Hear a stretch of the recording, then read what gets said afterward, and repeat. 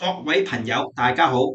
今集除咗有譚師傅示範開線皮、插蘇頭電線安裝，亦都會比較下有冇工具幫助一啲業餘可以追上去師傅級嘅工藝呢。亦都會講下好插頭配好插座，到底佢哋好在哪裏呢？開場之前，安全提示：做乜嘢手工勞作都要佩戴保護眼鏡。我識好多唔同類型嘅，有興趣嘅朋友歡迎查問。要有足夠嘅光線，長頭髮嘅靚女記得紮起啲頭髮先，仲要佩戴適當嘅手套。我上兩粒螺絲啫，使唔使咁麻煩啊？你喳喳淋啦，去片。今日呢條線點開？咁啊呢把鉗呢要識得用。不如咁，我攞條線仔噶嘛，呢條係點五線，拎開佢，攞把鉗，有個大嘴，有個細嘴，有個細嘴，有個大嘴，細嘴揦多啲線呢就開到，嗱一揦到佢就開。嗱呢啲功夫呢一定要識啊！幼線等下開啊！嗱粗線啦，好似呢2.5線又係咁，嗱睇唔睇啦？一定揸呢把劍啊，係唔雙線嘅大佬，要做到呢步，所以我哋揸鉗要識打。好，先開呢條線先。呢條線呢有兩種方法，一種方法叫做帶技術性擊倒，呢個插蘇頭要做。我哋條線開咁長，呢個平衡嘅帶，係咪？揦住攞個大口揦住佢，就用技術性啦，就係旋轉撳住嗰張刀，係咁旋轉佢，要有大陸感覺差唔多到入邊嘅心就得。呢個真係要當技術啊！咁啊開㗎啦，開完之後咧，好啦，睇啦，有冇雙線啊？我一擘開佢，哇係爆開嘅。咁即係冇雙線啦，擘開佢，嗱爆開，爆開，咁就係冇雙線嘅，咁就 OK 係咪啊？跟住試一試開線啫，又係呢啲係軟線嚟嘅，好幼嘅，係唔會開斷嘅。咁揸呢把劍就識㗎你啊！好啦，呢個叫技術性擊倒啦。好啦，講第二種，邊個人都得嘅。好啦，睇住我哋把呢把鉗擘大最大口，咬啖落去，咁啊咬傷咗算數啦，咬傷咪算數咯。我哋唔要呢棘啫嘛，咬傷佢，破足咁破完之後呢，剝蕉皮，咁拎住佢，用呢把鉗嘅呢個咬住佢，以力打力，4兩撥千斤，拎住佢，拎住呢度剝蕉皮，哇幾輕鬆，呢啲唔識都冇問題啊！剝咯，剝幾多啊？咁啊剝幾多？又係咁長，即係剝翻咁長咪 OK 咯？咦，啱好係嘛？咁啊好啦，開始修剪啦，收咗攞個大口，跟住咧打側、碎側，咁啊可以去剪髮咁係嘛？收輯咁啊，收輯靚佢。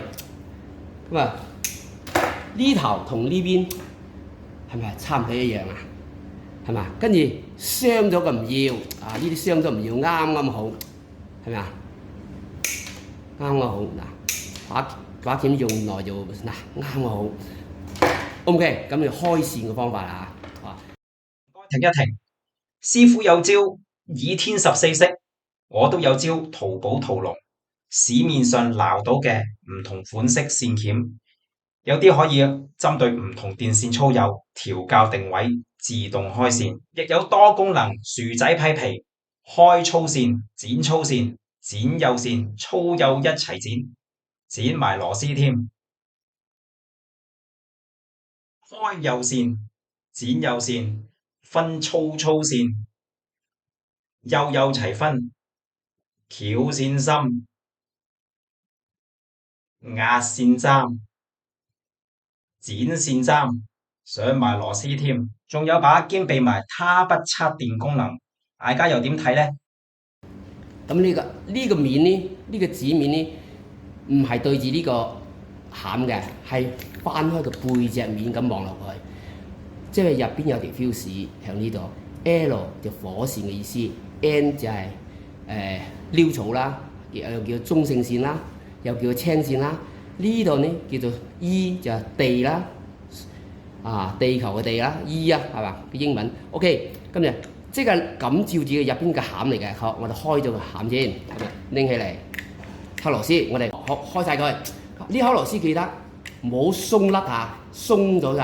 呢個蓋打開，打開之後呢，放好個蓋，跟住呢，呢個就係對住嘅入邊欄啊，一條 fuse 對住嘅啦，係咪啊 ？E 針呢度啦 ，N 針呢度啦，火線針呢度嗱，好清晰嘅，所以呢個圖紙就係咁演變。OK， 放喺度。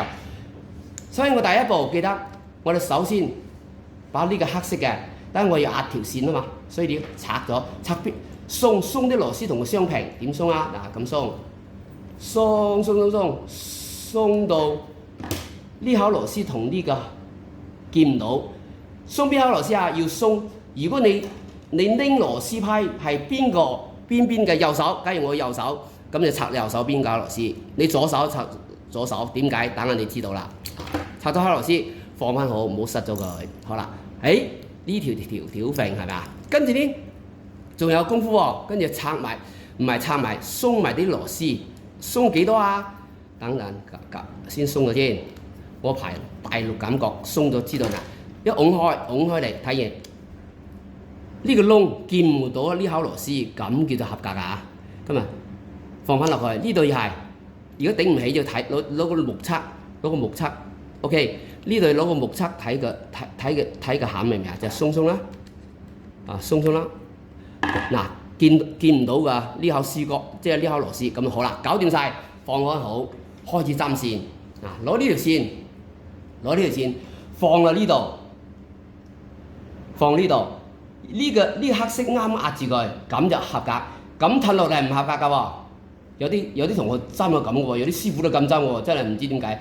我哋要呢個合格壓住呢層膠，因為呢條線呢一層膠兩層膠，咁叫孖膠。單膠唔可以行明線，孖膠所以行緊明線，所以呢條小有行明線，可以攞嚟做拖板啦。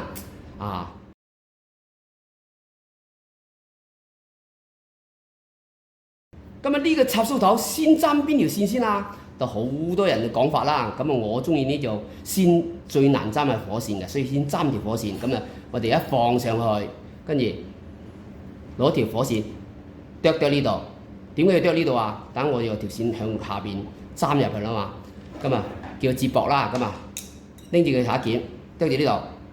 啱咯，係咪啊？咁首先搞掂呢條火線先。呢條火線一開皮，開幾多啊？啱係同呢個銅嘅厚度咁多。OK， 咁如果咁針，如果我哋生活當中去咁去針呢，就變成咩啊？變成隻散溜溜係咪啊？咁我哋生活當中，如果手上冇帶揸辣雞，把佢焊到成點啊？焊成好似咁嘅款，焊成咁嘅款呢？咁生活當中就現場出邊做嘢冇辣雞點算啊？係咪啊？咁要想辦法啦，因為咁針落我哋散溜溜會斷嘅。咁我哋呢就開多一倍，得唔得？開多一倍呢，接一接佢，扭佢，接一接佢，等佢接觸良好，係咪啊？咁啦 ，OK， 咁靚仔咯。咁就拗咗，好啦，攞個插蘇頭嚟啊，一拗入去，係嘛？可能呢條線短咗啲，唔緊要。咁鬆啊，可能頭先都唔夠鬆。OK， 咁一屈，入咗啦。呢個爭少少啊。嗱，入晒之後即時收緊緊佢。呢個十字批稍為大啲，就攞個啪筆一收，因為我屈咗條線啊嘛，所以一放翻落去，跟住順手，所以點解拆螺絲拆呢邊呢？順手一撳住佢，跟住攞翻呢口螺絲出嚟，一放翻入去，跟住攞個十字批，係咪好順手啊？如果拆嗰邊螺絲唔順手，好啦，收緊之前你要留意呢兩條線，條水線條藍色線。順其自然，邊個做底，邊個做面，順其自然，唔好刻意把條 N 線放落，咁順其自然一拉下，咁就打平放，即係有層次啊，咁就開始收緊啦。千祈唔好扭到咁壓住佢就唔好，明唔明啊？一定要咁扭翻四正，變成啲啡色線同呢兩條線呢，好似嘅人字擘大髀咁擘開，明唔明啊 ？OK， 咁就收緊啦，收緊之後呢，哇，咁壓得實正係嘛？點扯唔嘢？你知道做地盤啲人係咁扯係嘛？咪扯唔甩咯。咁壓住，好啦，睇呢度啦，預幾長？我哋條線記得啊，兩條預嘅長度一樣，啊，好神奇啊！幾長啊？一掹過嚟，預幾長啊？先試下水線先，掹過嚟預咁長得㗎啦。O 唔 OK？預咁長，因為呢我要接線，所以要最好預咁長，因為我要接線啊，因為我出去做嘢嗰時冇嗰啲石㗎，係咪啊？咁啊，一定先預長啲，預咁長，因為我開多一倍啦嘛，係咪啊？啱咯，開咁啦，所以預咁多，所以呢條啱㗎啦。咁啱，兩條一樣咁長，好啦，先針水線，開皮開呢度，嗱開皮開呢度嗱，一開皮開呢度嗱就開呢度，咪啱咯。咁咪一開嗱，所以揸鉗死冇啦，一揸鉗睇唔睇啊？一扭，哇！咁樣一接，咁啊接觸咪良好咯。跟住好彩呢個水線懟上去，好輕鬆，一攝入去，係咪啊？一攝入去，嗱一撳落去，哇！螺絲都唔使幾隻，跟住收緊佢。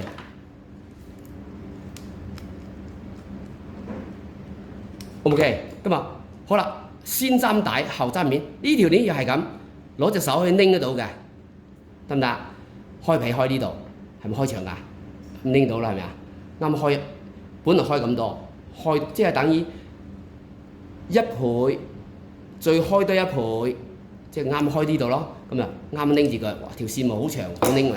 咁一開又係嗰個動作，所以揸呢把鉗係唔斷線嘅。一扭完之後呢，一接啱嘅就係嗰個倍數嚟啊！咁就一屈，嗱呢個窿啊，一定要螺絲唔好睇到嗱，就接住佢，拱入，哇試正，飽滿係咪啊？跟住唔好拱入去喎，先收緊先喎，收緊啦，一收緊呢，執線拱落條坑，係嘛？一撳佢，哇！呢個咪完成啦。呢個就係咪一成條坑做，跟住一吸落去啱好，係好貼切係咪啊？咁啊，呢個就係向出邊。如果假如冇工具嘅情況下，就咁針得唔得？如果屋企有辣雞嘅，請大家留步，睇咗譚師傅嘅示範，又出咗個引申問題喎。安裝手工好靚仔，咁本身個插頭插咗夠唔夠靚先？周街咁多款，點揀先唔會中伏啊？睇下譚師傅嘅心得分享。講插蘇啦，嗱我哋插蘇，嗱呢個插蘇，我哋插蘇咧，嗱我拆咗嘅，咁啊呢個檔即係門口啦，開山啦，明唔明啊？我呢個頭一插落去，嗱一插落呢，水線夾呢度，嗱呢兩個腳就係呢個咁夾住啦，係咪咁夾住啊？嗱夾好少啫，係咪啊？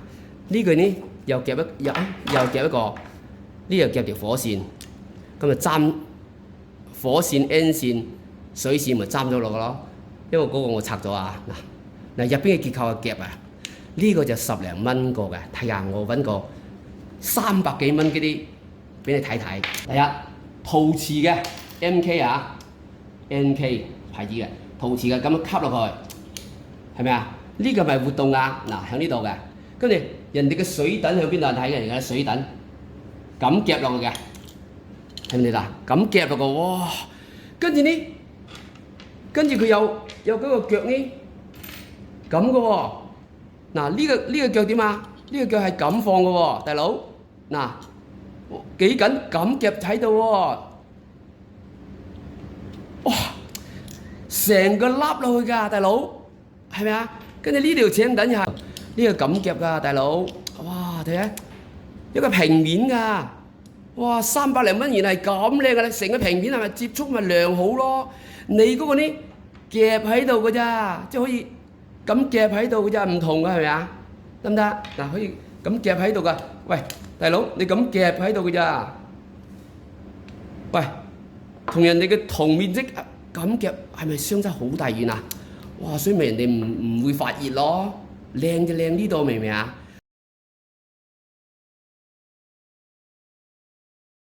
仲有你向淘寶買翻嚟啲，嗱呢個就堅嘢嚟㗎，睇見嘛？淘寶買翻嚟點啊？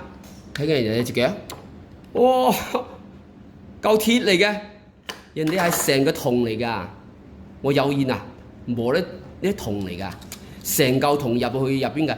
你睇，所以淘寶嘢，你如果買正嗰啲平嘢咋，入邊嚿鐵嚟㗎，上落因為我用嗰時咧就用咗呢度嘅，哦，我一拆落去，原來咁簡單。偷家真係偷工減料係咪啊？呢條膠呢全部膠入邊有鐵嚟嘅，唔係銅嚟嘅。人哋睇下銅嚟㗎，你明啊？